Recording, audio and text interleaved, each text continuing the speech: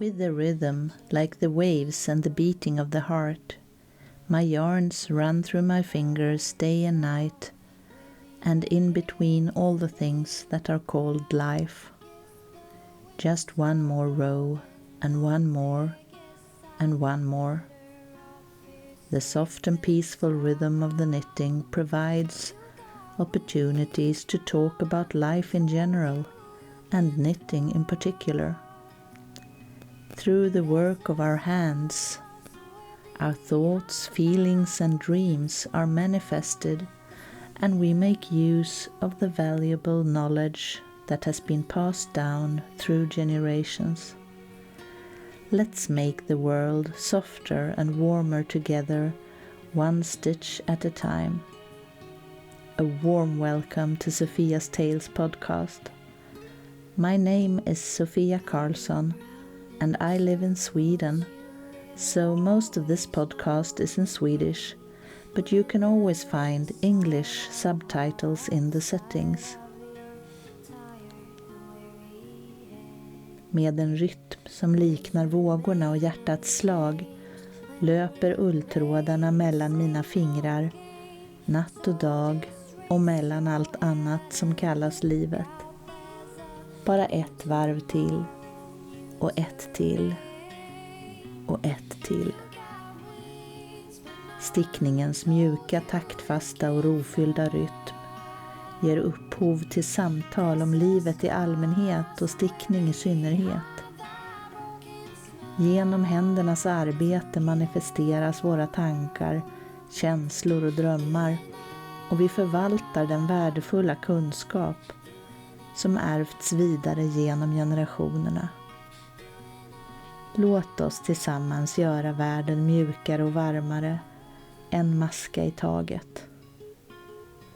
Jag heter Sofia Karlsson och jag önskar dig varmt välkommen till Sofias Tales podcast.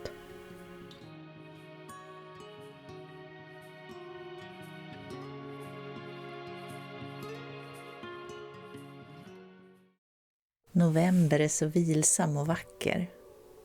För mig är november en tid till återhämtning och även förberedelser inför advent och jul.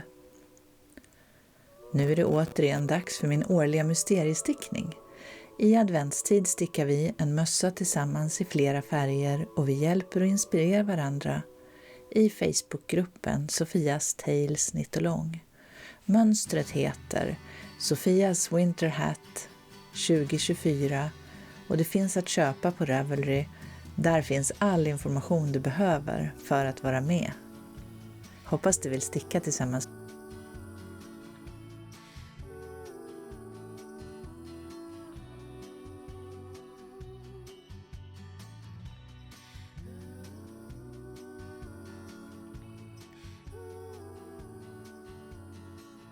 Hej och varmt välkommen till ett nytt avsnitt av Sofias Tales podcast. Idag sitter jag här i skogen, i novemberskogen, för att spela in den här episoden. Och jag satte mig i skogen för att det är lite blåsigt idag och jag vill inte att ljudet ska påverkas för mycket av blåsten. Igår var jag här precis i närheten på klipporna vid havet och badade och solen sken och det var alldeles vindstilla. Och då tänkte jag att jag skulle åka hit och filma idag. Men vädret ändrar sig varje dag och det är ju precis som det ska vara.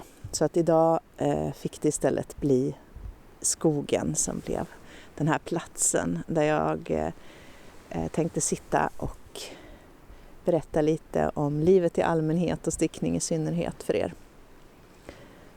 Det är en intensiv höst som har varit härlig på många sätt men också gått fort och varit ganska krävande. Jag har också varit sjuk en del så jag har inte hunnit det jag hade föresatt mig. Så kan det vara och då får man bara hantera det. Men jag är glad att jag kan sitta här idag och spela in det här avsnittet. Jag hittade det här vackra eklövet på vägen och så höll jag mina vantar, tradition som finns med i min nya bok, i handen och kände att färgerna var så vackra ihop. Och här är det blåa havet och sådär, allt det här bruna i skogen. Och jag tycker att blått och brunt är så härliga färger ihop som jag använder mer och mer. Och så upptäckte jag att jag har ju min bruna yllekappa och min blåa basker, Bellini, som också är med i min bok. Och sjalen Ljungan som är med i boken. Och min kofta Längtan. Och så har jag en blå klänning under. Så att blått och brunt har blivit lite mina färger här på sista tiden, har jag märkt. Så att jag dras till det.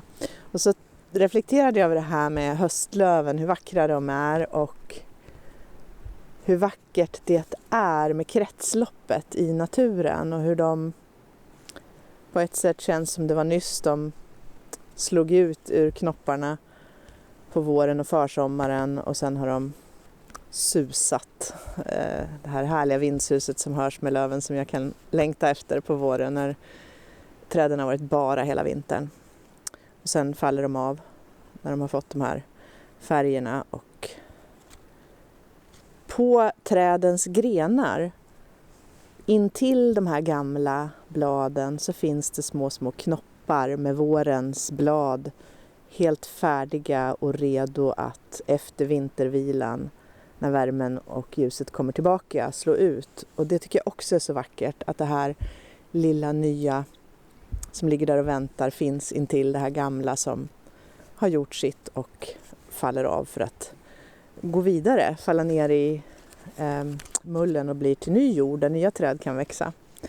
Det är vackert med kretslopp. Det tänkte jag på när jag gick hit och såg det här vackra eklövet. Jag stickar här i inledningen på en socka som är en helt vanlig socka. I min bok så skriver jag ju ett helt kapitel om den vanliga sockan och där jag berättar några historier om helt vanliga sockor som ju när man berättar de historierna märker att det inte bara är en vanlig socka utan att varje maska bär på så mycket liv och så mycket kärlek. Och jag tycker det är spännande hur stickningen, hur våra stickade plagg, hur våra arbetande händer kan föra vidare de här berättelserna och bjuda in till möten och samtal. Och jag berättade några av de här historierna som också står i boken i en episod förra hösten. Jag kollade vad den hette men jag har glömt det nu faktiskt. Men det är en episod när jag och Alma stickar. Så att det kanske är avsnitt 8 eller något sånt. Där berättar jag också om historien om en socka. Men nu har jag känt den här hösten att jag har stickat så mycket till min bok, så mycket som ska fotograferas och sen när boken var färdig så var det viktigt för mig att få ut mönster på Ravelry igen. Så jag har ju släppt de här prickiga vantarna och sockorna, dot som jag har visat i de 2 sista avsnitten. Så det har varit mycket som är jobbstickning för mig och även om det är roligt så kan jag känna att jag hinner inte sticka de här helt vanliga sockorna till mina barn till exempel. Så nu håller jag på med det, sticka sockor till mina barn. Och jag har stickat sockor till Alma som är med i boken och som har varit med här i podden och hennes lilla syster Ellie också. Och då har jag inte fäst trådarna eller någonting än men jag har tagit garner jag har haft hemma här. Det här är Sandnes sockgarn som jag just nu inte kommer ihåg vad det heter men det har jag stickat ett par randiga sockor i och där blev det brunt och rosa och 2 olika bruna som jag tycker blev väldigt härligt som en liten karamell. Och det här är samma som här, det är ett garn jag har upptäckt nyligen när jag var på den här stickretriten i Småland så var det på Emil & Rosa, den underbara garnbutiken i Nya Hjälmsryd, så hittade jag det här Ola Raggegarn från Gesdal. Och det tycker jag är väldigt härligt sockgarn för att sticka vanliga sockor i. Så att det har jag gjort flera par, jag har ett par på mig själv också som känns som en ny favorit. För även om det är så härligt med alla de här sockorna i tunna sockgarner som jag själv designar och stickar mycket och använder mycket så är det också härligt med de här som är lite tjockare och som känns som en härlig socka så här i november. när man ska ut i kylan och kanske ta på sig efter att man har badat i havet, om man nu är lagd åt det hållet som jag är. De här 2 barnen som vi har väldigt nära oss i vårt liv, Alma och Ellie, är inte våra barnbarn utan det är våra vänner. Vi hänger ihop och har gjort allt sedan de föddes för att jag har känt deras mamma sedan hon var 3 år och jag var 15-16. Och vi fann varandra där och då. Det spelar ju inte så stor roll vad det är för åldersspann mellan vänner om man tycker om varandra. Jag kände ju det här barnets föräldrar också. Och nu är de här 2 barnen som bonusbarnbarn för oss. Men det är intressant att människor har så svårt att förstå relationer som inte är de vanliga. Att de flesta som ser mig och min man när vi är och gör någonting med de här barnen tror att det är våra barnbarn. Och det gör ju inget om man tror det, men de har ju helt underbara egna far- och morföräldrar som jag tycker väldigt mycket om och är väldigt engagerade. Men då får vi också vara extra, jag känner att det är så generöst också av de här barnens föräldrar och mor- och farföräldrar att vi får också vara med. Det kommer mera kärlek när man är flera som tycker om varandra. Och ja, men det här är intressant att det är svårt att förstå. Eller för folk kan vara så här, är det era barnbarn? Nej, och då är det som att man inte förstår. Varför har ni de här barnen med er när vi kanske är ute och gör någonting? Men så kan det ju vara. Och i mitt liv så har mycket av min familj varit en självvald familj. Jag fick ett kort en gång av en vän där det står vännerna är familjen man själv väljer. Och det tycker jag var så vackert uttryckt. För att man kan ju faktiskt bygga ut sin familj med vänner. Men det kan ju också vara så att den biologiska familjen kanske inte är närvarande finns väldigt många olika skäl till det. Och då kanske man kan behöva bygga på sin familj lite med vänner. Och jag är så oerhört tacksam att ha en stor vänskapsfamilj i mitt liv.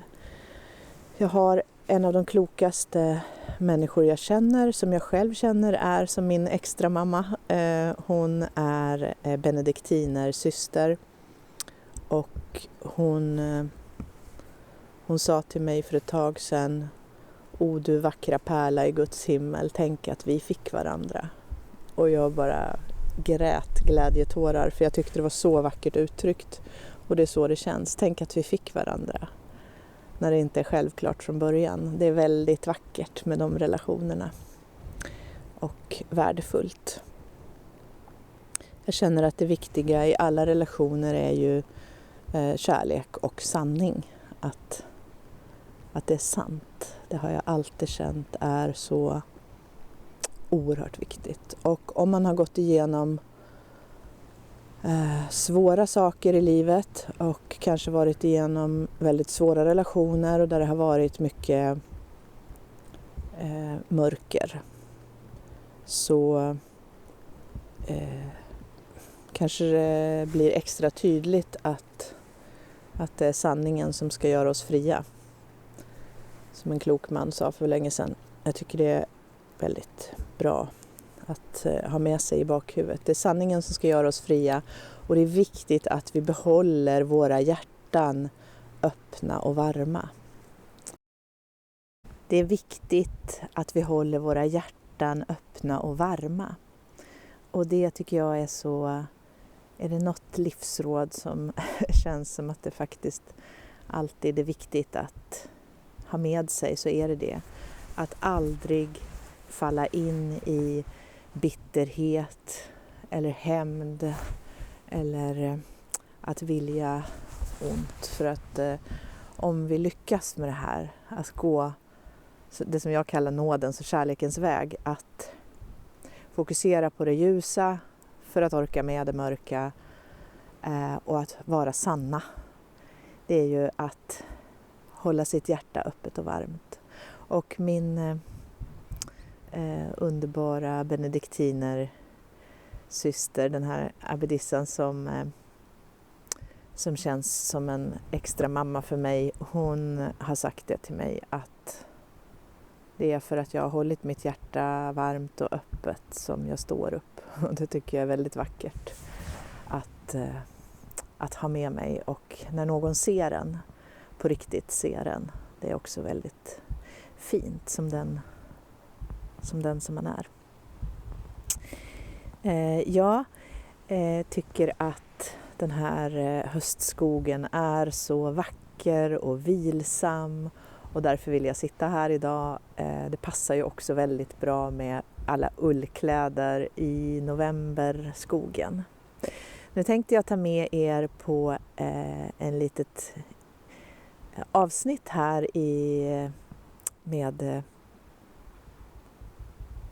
lite berättelser och bilder från min bok och sen kommer jag tillbaka. I september kom min bok Stickning, en värmande kärlekshistoria ut på LB förlag och det kändes så fint att få hålla i boken jag arbetat med så länge och så mycket. Hösten har varit minst sagt intensiv med allt som har hänt runt boken. Men det har verkligen varit roligt att möta så många människor och på syfestivalen i Stockholm var det fantastiskt att få se så många längtankoftor i så många olika färger. Tack för att ni köper min bok och stickar mina mönster. I boken finns det förutom en hel del mönster på plagg du kan sticka, även många längre reflekterande texter och några recept. Och så finns det ett kapitel med tips och tricks och skötselråd och sådana saker. Gabriella Axelsson har gjort fantastiska illustrationer. Jag har tagit alla fotografier själv och alla modeller är mina vänner.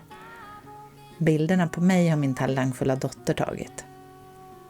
Nu hoppas jag att boken kommer att översättas till fler språk, men ännu är det ingenting bestämt. Jag lovar att hålla er uppdaterade. Det går fint att beställa boken på lbforlag.se. Även om du bor i ett annat land än Sverige. Här i Sverige finns den också i bokhandeln och på bibliotek och i alla nätbokhandlar. Jag hoppas att du ska hitta mycket inspiration i boken för dina händer att arbeta med lust.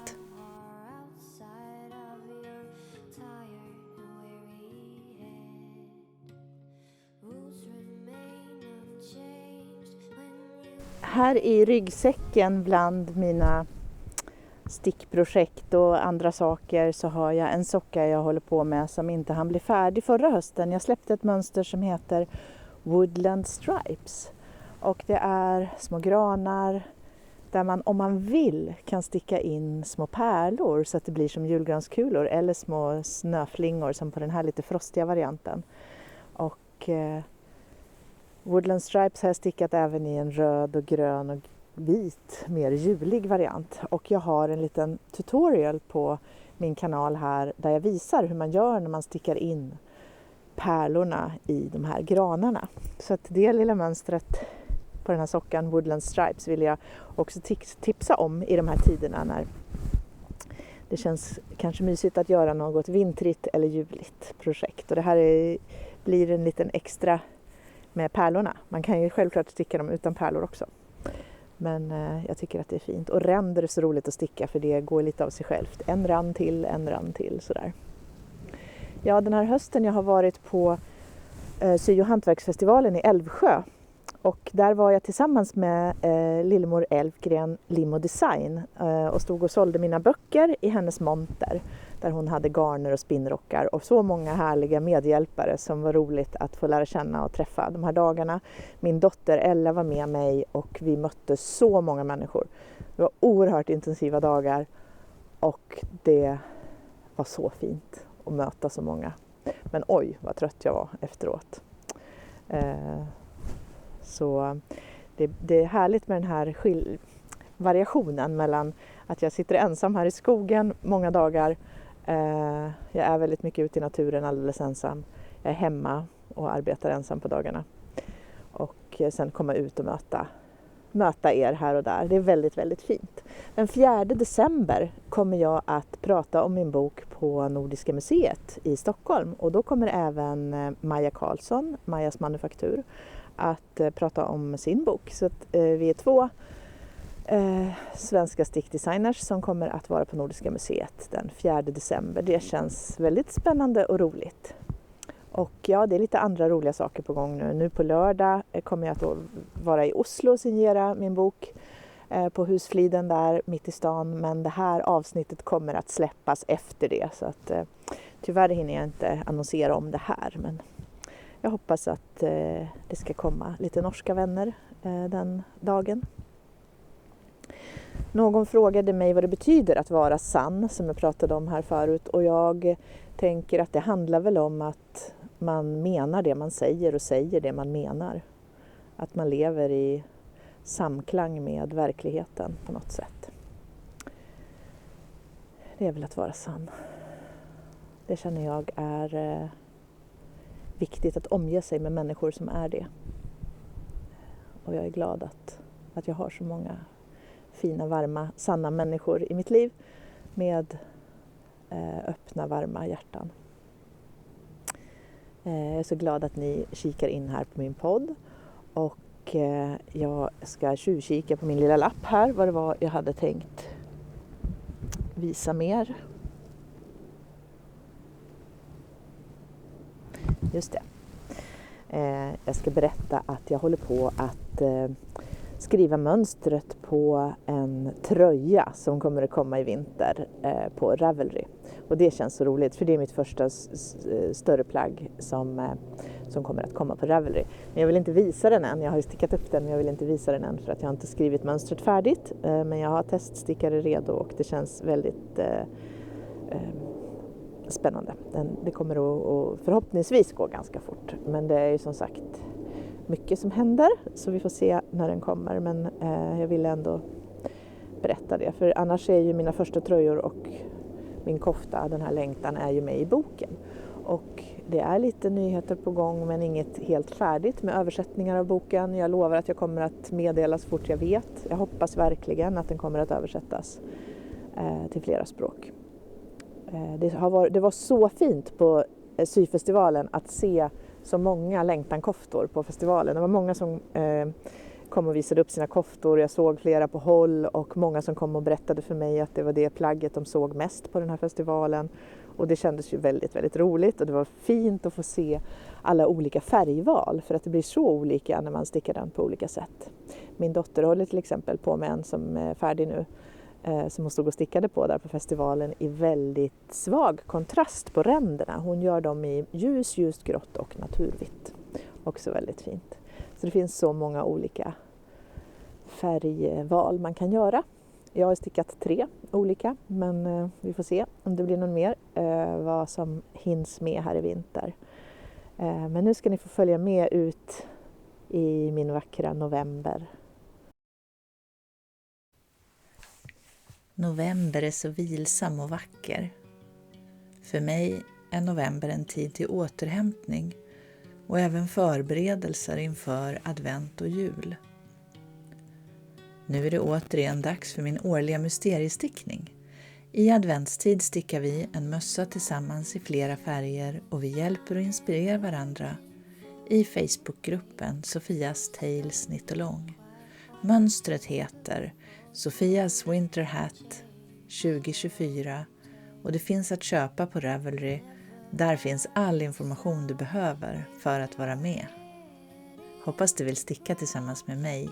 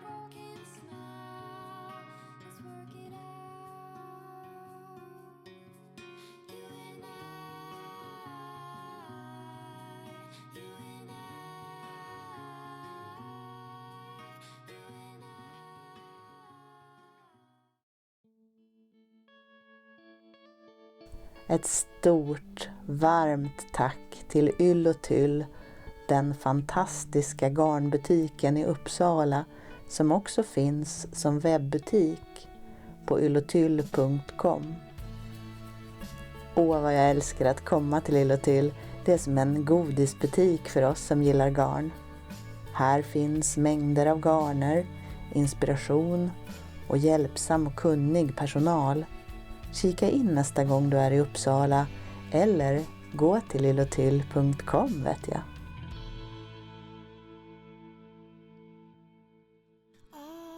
Armored souls with fragile bones, we built an aeroplane, dove into the skies till we ran out of gas and we sailed away. And someday